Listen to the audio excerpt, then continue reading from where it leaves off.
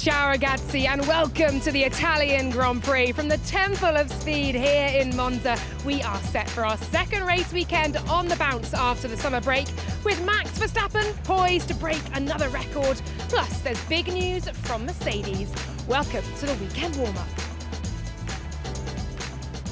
Hello and welcome to Monza Paddock, to Will Buxton alongside me and to Lawrence Barretto, and here we are in Italy. We've all had pasta so far, haven't we? Very much acclimatising to all that makes Italy famous. Yeah, it's just so wonderful to be back in this place. There's something about Monza. It has this unique, incredible soul. It's just the history of the place, the fans, Ferrari, everything. It's a very, very special place. Yeah, even on a Thursday, you've got fans in the place just hoping to catch a glimpse, obviously, of the Ferrari drivers. In Milan yesterday, Carlos and Charles were talking about getting swamped by fans. The fever here is real. It really is, and we're very much enjoying ourselves so far. And big news this morning, Lawrence, coming in. Mercedes, so many question marks over Lewis Hamilton's contract, when he would sign it, if he would sign it, the small details that were to be ironed out.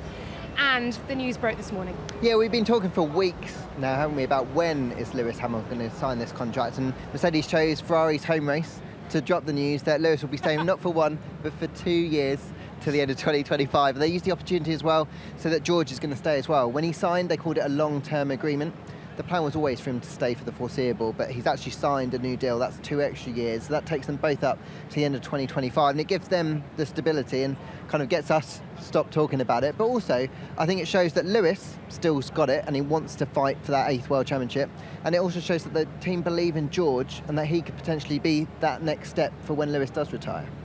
Yeah, it's real consistency, isn't it, Will? And shows they're both committed, they're both hungry for more. Certainly on Lewis's side, hungry for the 8th world title as well. Yeah, and he'll be racing until he's 40. And as we've seen with Fernando Alonso, age is just a number.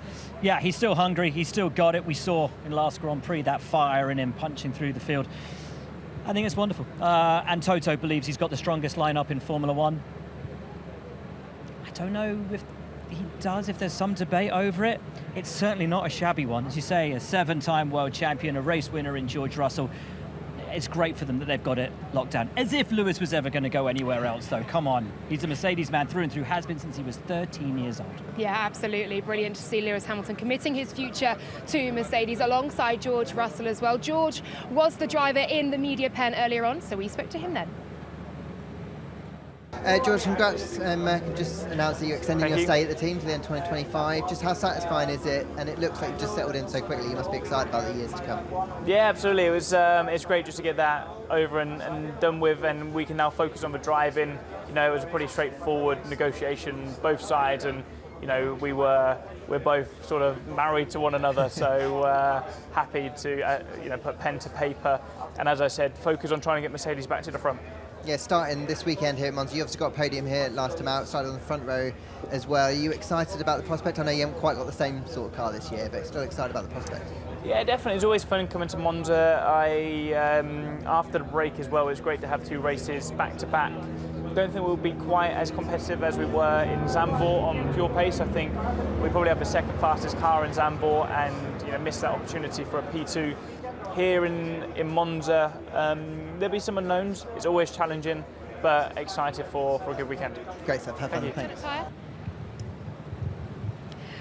Well, there we go. Great to hear from George Russell. He's very much committing his future to Mercedes as well. That's the big news coming into Thursday here in Monza. And Monza, of course, another weekend where we are trialling the alternate tyre allocation. We saw a mixed up grid, didn't we, lads? The last time we had this in Hungary, the likes of Alfa Romeo up there, Lewis Hamilton on pole, Carlos Sainz and George Russell, the big ones missing out of Q3. So it could be interesting, Will. Just explain what it is, first of all. So ultimately, Q1, Q2, Q3, hard tyre Q1, medium tyre Q2, soft tyre Q3, which around, as you said, is Cathedral of Speed. We say Temple of Speed. Temple. Either way, Temple or Cathedral. It means that the lap times will get progressively quicker, the grip will get progressively better, the tyres will get progressively softer and stickier until that ultimate pole lap right at the end of Q3. I can't wait. It's going to be great fun. Yeah, it is. And teams have got fewer tyres as well, Lawrence. So we're going to see it really take effect from the first running in practice as well. 11 sets rather than 13. Yeah, I think the teams have got a big decision to make because they won't be able to cycle through all the compounds and learn about them in the same way. And that's why it made it so spicy last time. A lot of teams hadn't done a lot of work on the hard tyre. So it's struggling to get the kind of temperature into those tyres where some others did. And then that actually put some of the bigger teams slightly further down. So that Q1 I think it's going to be where it could get very exciting, and you could see some big scalps there. And as always here in Monza, traffic. If you're trying to get temperature into those tyres and you're hitting traffic and everyone's swerving around on the run down to Parabolica, you could see a bit of a jumbled up grid. This is actually my first Italian Grand Prix as well, so I'm very excited to see what... You were here last year though, but kind of like not on really a jolly. In a way, yes, not meant to say that on air. Thanks very much, Will. Anyway... You can come as a fan. I was very much enjoying it as a fan, but this is my first year working, fully focused. Now, Will, you have been tasked, and not just because you've thrown me under the bus on air, but because last weekend, the Netherlands, the Dutch Grand Prix, what an extraordinary, chaotic race that was. We are tasking you with a 60-second recap. You only have 60 seconds. Let's get it done. Should we do it? Get it over with. All right, go on then, here we go. So Max Verstappen on pole from Lando Norris. Threat of rain in the air, and off the line, Max held the lead.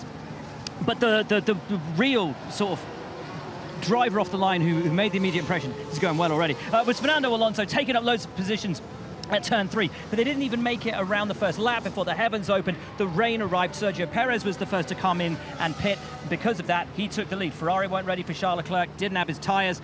A number of drivers didn't come in lap 1, they chose to come in on lap 2. Some drivers stayed out beyond that and then had to try and make it through the rain on the soft tyres. Max Verstappen had fallen back in all of this and was punching through first lap out 4 seconds quicker than Sergio Perez, and as the track started to dry, they then started to come in and change onto the softs. Red Bull pitted Max before Checo, doing the undercut.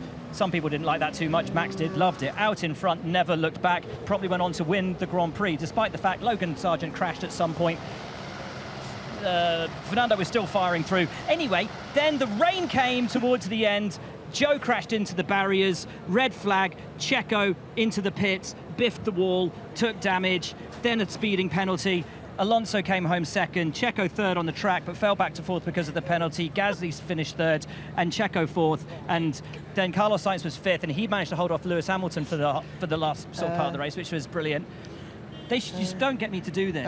I'm not good at it. Liam Lawson had a great race, made his debut for Daniel Ricciardo, who broke his hand earlier in the weekend. Stop it. Are you Someone still stop going? it. I can't believe this. Stop Producer it. Joe was like, this is now 2 minutes. We're now a minute less on this chat because Will's still going. But to be fair, it's a tough one. I mean, come what on. a chaotic race it was. It was absolutely incredible. But looking at the top line, Max Verstappen equaling Sebastian Vettel's record of 9 there, Lawrence. I mean, the supremacy continues. I'm running out of the superlatives that we can use to describe what he is doing this season. So I think when he equalled that record, that was the first time, at least when I've spoken to him, where it seemed to really mean something, or at least he showed people that it meant something to him, which means that if he goes and he beats it rather this weekend, and gets 10 in a row, I think we're going to see a slightly new side of Max, kind of him showing a little bit more about what Formula One means to him, what he's actually going on and achieving at the minute.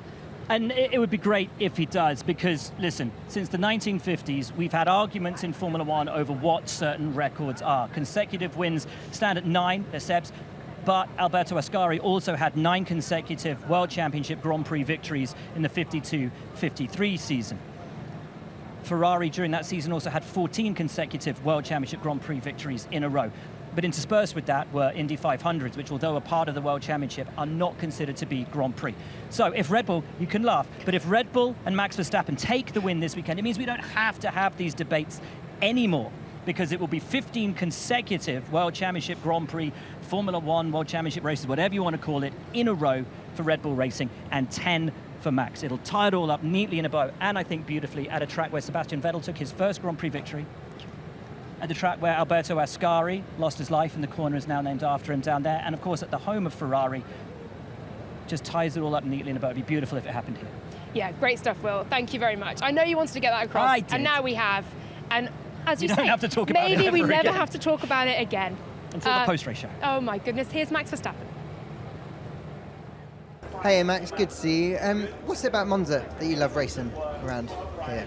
It's a fast track. Of course, you run quite low downforce around here to try and really optimize the top speed, which I think makes the track a lot more difficult to drive. Yeah, I mean, at the end of the day, you know, the atmosphere around the track with all the fans, they're super passionate. Of course, most of them will be supporting Ferrari, but that's absolutely fine around here. The car that you're driving this year looks like it's performing at every single circuit. As you've learned about it, what do you think makes it just so good? I think the car is very all-round. Of course, some tracks maybe they suit our car a bit better than others, but I think it's always very important to have an all-round car that basically works everywhere. I think this will be normally a good track for us. Best of luck this weekend. Thank you. Great to hear then from Max Verstappen, and he could beat that record of 10 wins in a row set by Sebastian Vettel, and as Will explained, Ascari as well. Sergio Perez, a P4, just knocked off the podium by Gasly, thanks to, of course, that 5-second speeding penalty that we saw. Lawrence, coming to you on this one, there's pressure heaped on his shoulders, isn't there? We are looking at his performance, the 1.3 second deficit in qualifying, Max taking out 4 seconds in a lap in chasing him as well. I know there was traffic and one was pushing on tyres, one was holding back, but it seems that we are continually assessing Sergio Perez's performance in that second Red Bull seat. Yeah, I think we've seen over the course of the year that the car's moved away from Checo's driving style, and he's been working since then to try and understand how he can adapt himself to the car, because the reality is that's the direction it's going in, slightly closer to Max, and Checo knows this, and this has happened a couple of times now, and he's just learning to do it, and he's trying to keep his head down, and he's trying to make the most of it, but you can see there's a little bit of disappointment, I think, in himself, that when, races like Zandvoort, he just didn't get the podium. And I think in a car that's that quick, when he made some of the right decisions early on, they were the ones who pitted, put him into the lead. I think there is that little bit of frustration, but I also think that there is this growing confidence internally that he's going to be okay for the rest of this season and into next year, at least driving Red Bull. What happens thereafter, I don't know, but I think he is just trying to focus on getting the most out of the car. Will, we were talking on the way in about those Sergio Perez comments that the car has been developed away from him, away from his driving style, and I liken the comments he made to those of Daniel Ricciardo and McLaren in saying that he now has to actively think about driving the car. It no longer comes subconsciously to him, intuitively to him. He now has to actually consciously drive it, and that's perhaps where we're seeing how much more of a difficult task it is, certainly compared to Max Verstappen. Well, you want to know where 1.3 seconds comes from. You have to feel, you have to know that car is 100% with you. If you are having to second guess and think actively about every input you're putting onto that car, it can only slow you down. I think you mentioned Daniel's unfortunate accident in Zandvoort might actually have taken some of the pressure off Checo right now. It can't be easy for him, and it's also not easy the fact that Christian Horner in one breath is saying Checo's safe for 2024, and in the other breath Helmut Marko is saying nothing's 100% in Formula One. So, he still has that little bit of pressure put on him, but right now I don't see who's going to replace him. They're not going to move Tsunoda into the seats, for as good as Yuki is and as wonderful a job as he's doing. Liam Lawson, they're not going to put him into the seat. The only one they would have done is Daniel. And Daniel, we don't know how many races he's going to be out for. So I think Checo right now is safe, but he still has to pull the performances back. He can't make the mistakes that he has. He can't lose the podiums because of a penalty. And frankly, it shouldn't have been a third place anyway. It should have been a second. And and we keep talking about this. A car that good, the minimum expectation is P2, not P3. And that's just as it is. Yeah, I mean, Daniel Ricciardo managed to turn things around in his driving style, saying that this season that on the sim at Red Bull, he was able to drive as the old Daniel, so Sergio Perez will be aiming for that same feeling as well. Daniel, of course, targeting a return for Singapore, although that a very, very challenging circuit indeed. We wish him well, of course, in recovering from the broken hand. He has had surgery and got a bit of metal work in there as well. Let's hear now from his replacement, Liam Lawson. Hey Liam, really good to see you. Well, you've had a couple of days to have a break from that last mega weekend in Zandvoort, and now you get a weekend where you can have a proper ramp up. So how are you feeling about this weekend? Yeah, a bit more relaxed than last week, obviously, having days to prepare, but for sure it's still going to be a huge challenge, but at least we get to take it sort of session by session, and I would say there's no real expectation right now, but once we do practice we should have more of an idea, I guess, of whereabouts we are. What was the team feedback like after that weekend? Were they pretty happy with how things went, and what are you going to do differently this weekend, do you think, to just try and kind of settle in quite quickly? I think it was pretty positive, but yeah, there wasn't a lot to go off, to be honest, and I think for this weekend, no clear expectation. I guess it's more just trying to continue to learn, improve. Obviously we had simulator this week, which has been really good to get some an idea before the weekends, but yeah, it's hard to, I guess, put a goal or expectation. Great stuff. Best of luck this weekend. Thank you. Well, great to hear from Liam Lawson, and brilliant as well that he'll get a full race weekend now. And his debut, Will, was made in the most challenging of conditions, and P13 at the end of it. It's decent, isn't it? Good overtakes in there as well. Yeah, Jolyon Palmer was making the point last weekend that the first time he strapped some slick tyres onto the car was for his Grand Prix start, because he'd had every session in the wet up to then. I thought he handled himself brilliantly. He overtook Max Verstappen. How many drivers have done that in 2023? He drove magnificently. He kept his head in a race where he could easily have binned it. He pulled it home P13. I thought a wonderful debut from him. He is a desperately impressive driver, and I can't wait to see when he has a full Grand Prix weekend to really make the most of that car. In F1 Fantasy as well, he scored 19 points, more than a number of drivers on the grid. That's half your score this year. Oh, here we go. Thank you very much, Will Buxton. I was going to say, we all had a pretty similar team last week, apart from Sam, who topped us all. That's not what I need, because I'm chasing him, but I'm, I think, 200 points behind him now. I need help. But anyway, Liam Lawson, of course, can be put back into your fantasy team for this weekend as well. And who knows, if he does some overtaking here, he could score you some points. We move to Ferrari, and my goodness me, are the Tifosi expecting here this weekend in a season that has not delivered what has been promised so far. Lawrence, how do you think Ferrari can go here in Monza on a track like this? Well, George Russell was saying that he felt that Mercedes were P2 in Zandvoort. I think Ferrari are probably feeling they're going to be P2 around here. They've got a very, they brought their low downforce package here. They were actually very strong on the straight, well, the short straight that there is at Zandvoort. They really struggled with their high downforce rear wings. They cycled through them a little bit, and that's why they were in such a world of pain really in Zandvoort. That won't be an issue here. They'll strip it all off.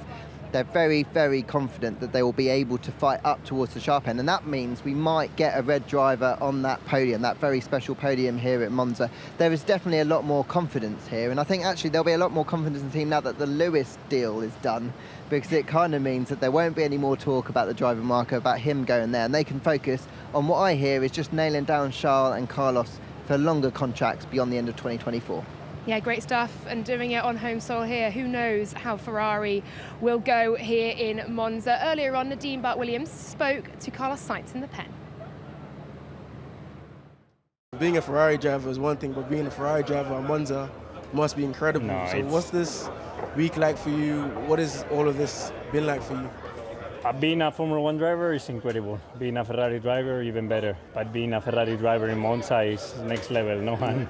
And it's such an incredible feeling, such a special weekend for us that I'm trying to embrace it, enjoy it as much as possible, because the good energy that everyone gives you here is second to none.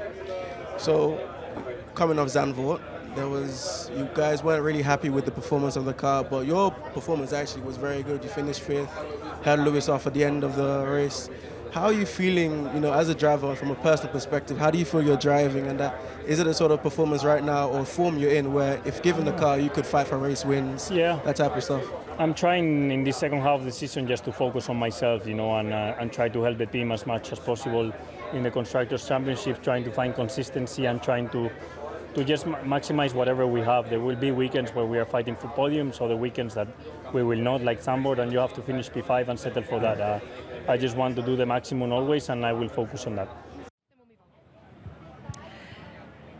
Well, a weekend to forget last time out for Charles Leclerc, with floor damage, seeing him DNF, but a weekend to remember, perhaps not in terms of the results, but in terms of the performance, in terms of how he drove such a challenging race, Will, for Carlos Sainz, wasn't it? And of course they celebrate here with a brand new livery as well. I for one love it. Yeah, I thought Carlos had a great race. As Lawrence was saying, high downforce circuits don't suit that car at all. Carlos was very wary of that. The job he did to hold Lewis Hamilton back when Mercedes thought they had the second fastest car that weekend, I thought was brilliant. I don't think enough people are talking about how good that drive was from Carlos Sainz. Absolutely mega, but it does tell you something about Ferrari's season, that here they are this weekend and they're running a livery to celebrate the only success they've had this year. It is a big success, but it's not theirs. It's the Le Mans team, who of course returned to hypercar and promptly won on their return at Le Mans. A brilliant job by them, but it's like a return to the 1950s, really, for Ferrari, with the focus being on sports cars rather than being on Formula One. But not a lot to smile about in F1 terms, but that lovely livery for the hypercar and a brilliant job at Le Mans. we'll continue that celebration of Le Mans as well. Antonio Giovinazzi will be back with us in our pre-qualifying show, of course, Ferrari reserve driver. There you go. Cool. Speaking of reserve drivers as well, Felipe Drugovich will be in FP1 here for Aston Martin, Lawrence. Good to see him get behind the wheel. Yeah, well, he's been a co-host for us across a few shows, and when I've been chatting to him, he's been just really excited to get behind the wheel of the car, because he obviously does such a lot of simulator work, so it's really important for the reserve drivers to get that opportunity to drive the car, the real-life car, so it just helps with the correlation. Yeah, it'll be exciting to see what he can do, because at the moment, he is being kind of, as that gets very, very... Don't get run over, mate. I thought that was like... My eyes were very wide. There was nothing from you as like, Lawrence, do you want to move out? Out of the way, it's fine. He'll get trampled. Good telly, potentially right? Good get telly. forklift trucked. But Felipe's been mentioned as a possible seat over at Alfa Romeo and Williams, because while they kind of figure out those seats, so he'll just want to get in the car, have a lot of good feedback from the team, and the team hopefully saying he did a great job around there. Yeah, great stuff. And it's all smiles at Aston Martin as well, certainly on Fernando Alonso's side of the garage. The Spaniard back on the podium with an almighty drive. My goodness me, off the start, making up 2 places already. And they're not necessarily making the right decisions at the right moment in the way we saw those who pitted on that very first lap, but making the decisions he did make stick, Will. It was a mighty drive. Yes, worrying for Aston Martin that just as in Monaco, they dithered a little bit over their decision to pit and when and for the right tyre. Ultimately, I think probably cost them the victory in Monaco earlier this season. But Fernando, mighty. Those low grip situations when it's just starting to rain and you see him firing through the field, that's divine. Watching Fernando in races like that, I love it. That's what a proper racing driver can do in those conditions. It's just mighty. I mean, he said it, but you can tell the car has really come alive again, and that's exciting to see, certainly in this battle that's intensifying for best of the rest, for P2 each and every weekend. For Lance Stroll, different side of the story. He was P11, just outside the points in the team, ruining the strategy errors they made on his side of the garage. He'll continue to hope to push up into the points to support Aston Martin's, well, I guess, their attempts, their efforts to push up to P2 in the constructor standings. Currently they are behind Mercedes, but they have broken 200 points for the first time, so good news there for them. We move now to Alpine, and one man who was absolutely delighted. First podium ever for Alpine was Pierre Gasly. We can hear from him now. Podium last week. For everything that's happened, been said this season, all the things that you guys had to do with, that had to feel really sweet for you and the team. Yeah, I must say it was definitely a very satisfying race. It was so challenging in these conditions. So much happened with the conditions, the red flag, the safety cars. But I'm very proud of the team. We executed a very strong race, made the right calls, and we were competitive as well. So it was the best way we could have restarted the second part of the year with that third place. And I hope we can build on there. Yeah, but you've been building the entire season, because it's your first season with the team, and we've seen how quick he can be. And I just wanted to see how confident are you feeling within your new surroundings, and how easy has it been, just the change of scenery, because you were in one place for so long, and now you're at Alpine. How are things going? I must say it's going definitely. I can feel the change of mood and energy inside the team. We had a top 3 finish in the sprint in Spa. People went on holidays. I think they recharged after the intense first part of the season, and coming back, after that podium, I can see a lot more smiles. I can see people enjoying a bit more, working and having that belief that okay, even if we're not the fastest, we can still get strong results until the end of the year. So I'm happy with the progress we're making. There's still a few things we need to improve and focus on, but generally speaking, we're heading in the right direction. Great to hear Pierre Gasly there, and brilliant for the team as well, amidst the turmoil off the track, Will, that they've managed to secure a podium and a podium of sorts for the sprint race before the spring break? Summer break as well. Put your dentures back in. Spring break, wow. While nobody in the paddock can seemingly grab a handle on what the team's strategy is, everybody within the team seems to have absolute confidence in it, and it's showing. As Pierre said, sprint P3 in Spa, genuine P3 in Zandvoort, and a really good feeling seemingly everywhere at Alpine. Ocon as well, after going out in Q1 for the first time this year, fought through and finished in the points. Right decisions made, car looking good. They could be contenders for this second half of the season in this heavily congested midfield where we never know from one weekend to the next who's going to be top of the shop compared to Red Bull, who are, light years ahead.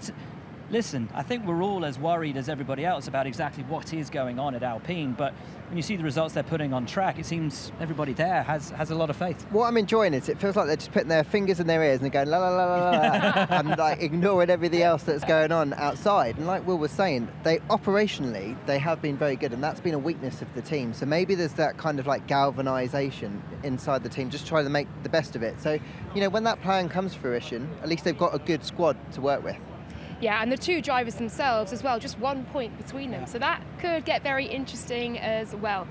We move on to McLaren now, and last weekend in the Netherlands gave them so much hope, so much promise, starting certainly for Lando Norris from P2, Oscar Piastri perhaps ruining a lack of time in practice after his crash down in P9, but not to be for McLaren. What do you think they can do here, Will?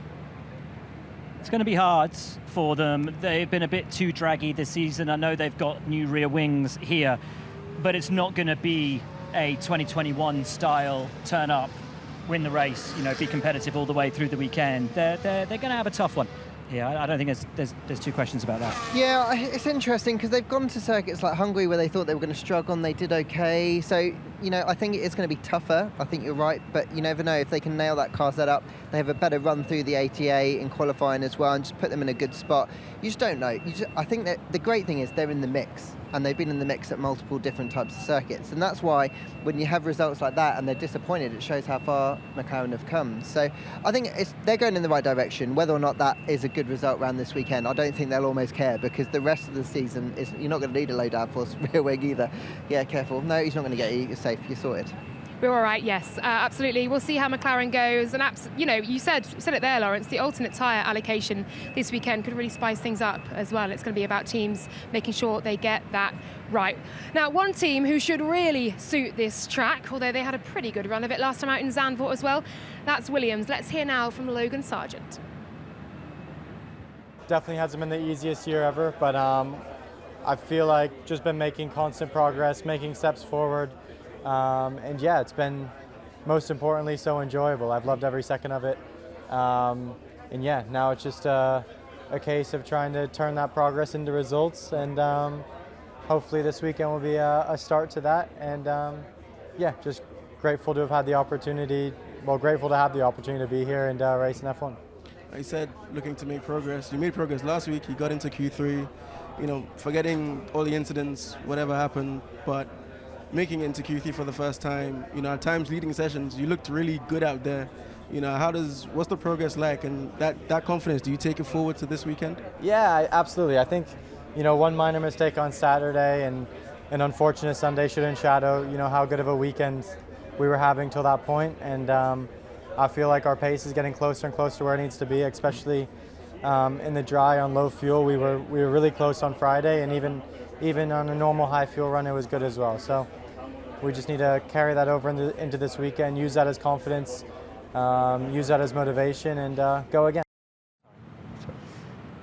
Oh, that's tough to look at, isn't it? That is Logan Sargeant last week after the crash in the race, and in a race where seemingly there was so much opportunity as well. Points were up for grabs, and it's great to see him smiling in the pen, actually, because when I saw him immediately after the race, he looked really down. I mean, really down. I was kind of gutted to see him that way, actually. But this is Formula One. This is sport. Sport's cruel, and there is a lot of pressure as well, Lawrence, on his shoulders. Yes, it's his rookie year, but it's a seat up for grabs at the moment. That was a really difficult weekend for him, because we had that impressive qualifying performance. He was relieved almost to get into Q3, even though he had that accident. After that, James Vowles, that's fine. You can crash at that point because it means you're in the limit, but you're still getting into Q3.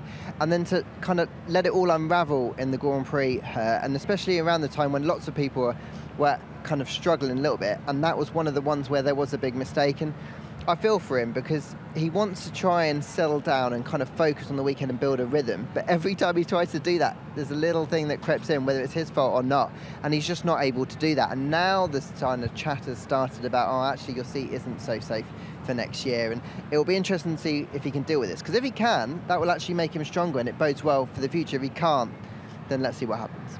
It's good to see James Vowles very much rallying around his driver, though. They're basically coming out and saying, look, he went over the curb, that broke the hydraulics, and that is the cause of the crash. This was not driver error, and putting out an Instagram post, much to those effects, saying those words to me in the post-race show as well. On the other side of the garage, 4 points scored for Alex Albon in the Netherlands. What can he do here? Because it was a brilliant stint on the soft tyre, wasn't it? My goodness me, in the wet, on the softs. Well, but he had to make it work, because once they realised the rain was set in and they hadn't pitted, it was too late. You know, you either pit as soon as, or lap 2, any later, and it was done. So he had to make it work. And this is the thing with Alex. You give him a strategy, you say, you've got to make this work. He makes it work. It could have been so much better for them. And I think that's what Williams will take into this. On a weekend where they weren't expecting to be competitive, they were competitive. Here, where they're expecting to be slippery, let's see what they can do, you know, because, I don't know, another top 5 in quali.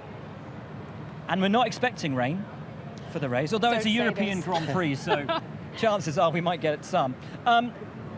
Look, I don't want to get too excited about Williams before we even see a car running angry around this track, but you are. I'd love to see them pull off, you know, a crazy result here. A top 4, a top 5 would be something really, really fantastic for them, and they deserve it. You know, Albon is super impressive.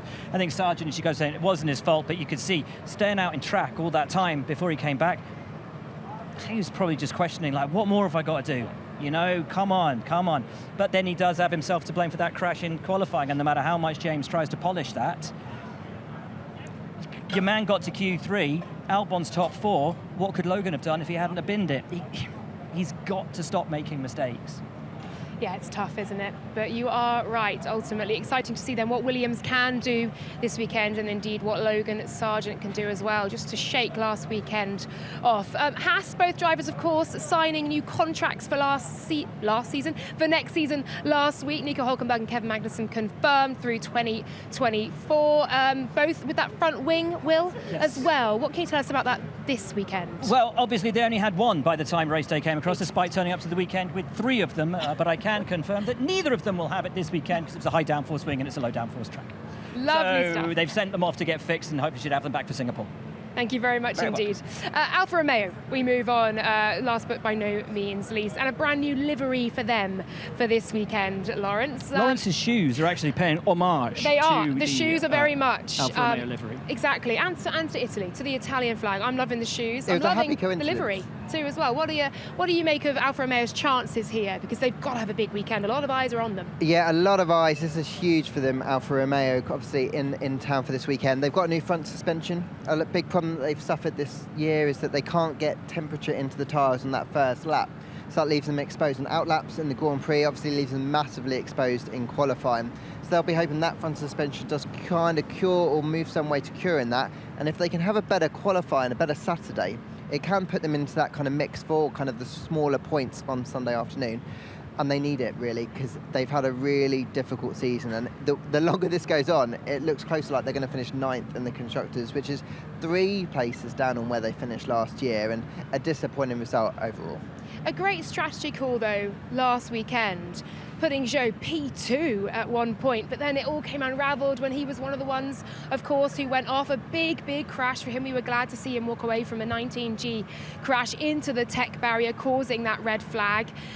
But Will, they've got to get things right. But they did in Hungary when we last saw the alternate tyre allocation. Yeah, very different track, of course, that more high downforce than this one. So look, let's see. They have been, on occasion, fairly anonymous this year. But as you say, when the chances come, Ruth Buscombe on the wall, take the strategic decision, puts a boy up there in P2. But then the rain fell. So. Yeah, a difficult one, that one. Right, well, thank you very much. Pleasure. That was your weekend warm-up.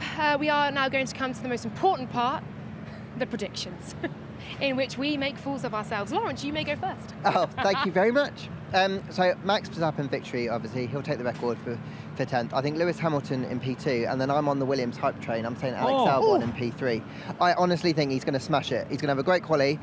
That car's going to be very difficult to overtake, I think, on a Sunday if he can kind of get up front. And he, like Will was saying, he's just driving so well. He's got to have some luck, and this is the moment. This is the weekend. Oh, I love it, Will. Just having a little look up and down, because I didn't think about this at all before we came on air. Max to win, obviously. Yeah, do you know what? With Lawrence. Done with Albon hype Lawrence. train? Yeah, let's go Lewis and Albon. Yes. Nice. Yeah, I'm with it. Lawrence. I think that's a really, really good idea. I'm going to say Max, Sergio, Alex Albon. Oh, there we go. 3 There we go. Albons on Yeah, the podium. we've got to I'm get on sorry, the hype train. Alex. Yeah, we have just We've done it. monumentally cursed That's you. it. Thank you very much indeed, chaps. That was your weekend warm-up. This is Thursday here. Let's take a look at how the weekend shapes up here in Monza for the Italian Grand Prix. Well, free practice 1, that's at 1:15 tomorrow. We are on air building up to the first hour of running. Free practice 2, 4:45, we will be on air building up to your 5 p.m. FP2. And of course, our post shows analysing all that we've seen come straight afterwards as well. Moving to Saturday then, 12:15, that's practice 3. And your pre-qualifying show, that is at 3:30 p.m. here in Monza. Qualifying at 4 p.m. and then your post-qualifying show once we know who is on pole. Last year, it was Charles Leclerc. Race day. Here we go then. Pre-race show, that is at 2 p.m. We've got a host of guests and jam-packed shows to bring you this weekend. Before the Italian Grand Prix, starting at 3 p.m. Will Buxton with the post-race show straight after the podium. Do get in touch this weekend, hashtag F1 Live. My thanks to Nadeem and Lawrence, both here and in the pen, to Will Buxton as well, and to all of you for watching. We are set for a great weekend here at the Italian Grand Prix. Could Max make history? We'll have to wait to find out. See you soon.